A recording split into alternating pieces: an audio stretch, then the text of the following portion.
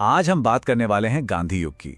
1915 से 1947 तक का वो दौर जिसने ना सिर्फ भारत का इतिहास बदला बल्कि एक आम इंसान के महात्मा बनने की पूरी कहानी लिख दी। तो चलिए इस सफर को जरा और करीब से देखते हैं।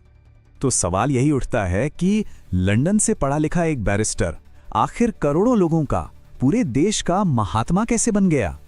ये जो सफर है ना, ये वाकई में बहुत दिलचस्प है और इसी को आज हम समझने की कोशिश करेंगे। देखिए, महात्मा बनने का ये जो सफर है ना, ये भारत लौटने के बाद शुरू नहीं हुआ। इसकी नींव तो बहुत पहले ही रखी जा चुकी थी, उन विचारों में, उन तजुर्बों में जिन्होंने मोहनदास करमचंद गांधी की सोच को एक आकार दिया। सबसे पहले उनकी पृष्ठभूमि को समझना जरूरी है। वो कोई मामूली परिवार से नहीं थे। उनके पिता करमचंद गांधी राजकोट रियासत के दीवान थे। अब इसका मतलब क्या हुआ? इसका मतलब ये कि प्रशासन कैसे चलता है, सियासत कैसे काम करती है, इसकी समझ उन्हें घर में ही मिली और यही समझ बाद में ब्रिटिश वाइसरॉयों के साथ बातचीत में बहुत काम आई। और फिर आते हैं उनके तीन गुरु।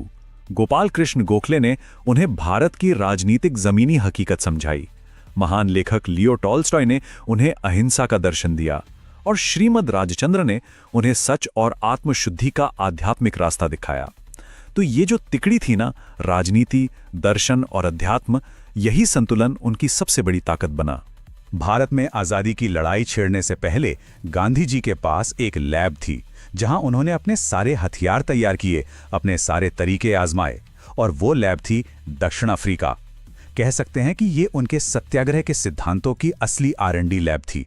1893 में जब उन्हें रंग भेद की वजह से ट्रेन से बाहर फेंक दिया गया, तो ये सिर्फ उनका अपमान नहीं था। उन्होंने उस एक घटना को हजारों लोगों पर हो रहे अन्याय के खिलाफ लड़ाई में बदल दिया। उन्होंने वहां निटाल इंडियन कांग्रेस बनाई, इंडियन ओपिनियन अखबार निकाला और सत्याग्रह का पहली बार सफलतापूर्वक इस्तेमाल किया। तो जब वो 21 साल बाद भारत लौटे तो वो सिर्फ एक वकील नहीं थे, वो एक मंझे हुए नेता और रणनीतिकार थे। और फिर वो दिन आया, 9 जनवरी 1915। ये वो तारीख है जब गांधी हमेशा के लिए भारत वापस आ गए। ये सिर्फ एक इंसान की घर वापसी नहीं थी, ये भारतीय स्वतंत्रता संग्राम के एक नए युग की शुरुआत थी। और देखिए इतिहास कैसे आज से जुड़ता है। उनकी वापसी का यही दिन आज भारत में प्रवासी भारतीय दिवस के तौर पर मनाया जाता है, जो दुनिया भर में बसे भारतीयों के योगदान को सलाम करता है। तो सवाल यह है कि भारत आकर गांधी जी ने किया क्या? क्या उन्होंने आते ही कोई बड़ा राष्ट्रीय आंदोलन शुरू कर दिया? नहीं, उन्होंने पहले पानी की गहराई नापी, अपने तरीकों को भारतीय जमीन पर छोटे छोटे पैमानों पर परखा। 1917 और 18 के बीच उन्होंने एक एक करके 3 बड़े टेस्ट केस लिए। चंपारण में भारत में उनका पहला सत्याग्रह, अहमदाबाद में पहली भूख हड़ताल और खेड़ा में पहला असहयोग। और इन तीनों की कामयाबी ने ही पूरे देश में ये संदेश भेज दिया कि हमें एक नया नेता मिल गया है।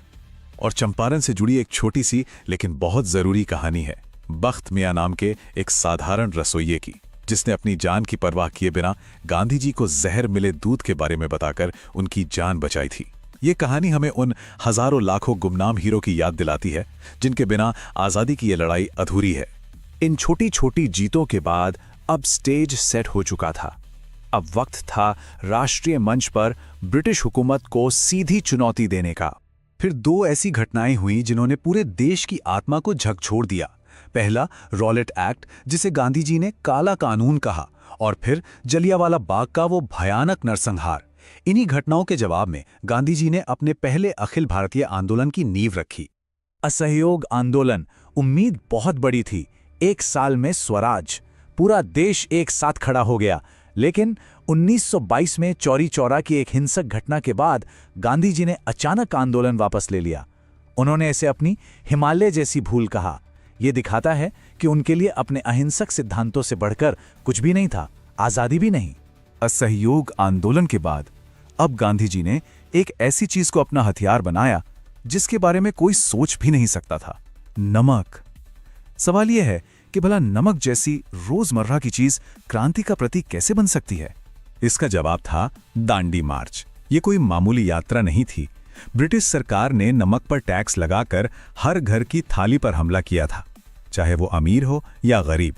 और गांधी जी ने इसी नमक को उठाकर आजादी की लड़ाई को हर घर के चूल्हे से जोड़ दिया। ये उनकी रणनीति का कमाल था। अब हम आ पहुंचे हैं कहानी के क्लाइमैक्स पर। स्वतंत्रता संग्राम का आखिरी और सबसे निर्णायक दौर 1942 का भारत छोड़ो आंदोलन। 8 अगस्त 1942 मुंबई का गवालिया टैंक मैदान, और गांधी जी एक नारा देते हैं जो इतिहास बन जाता है, करो या मरो। इस एक नारे ने पूरे देश में जैसे बिजली दौड़ा दी।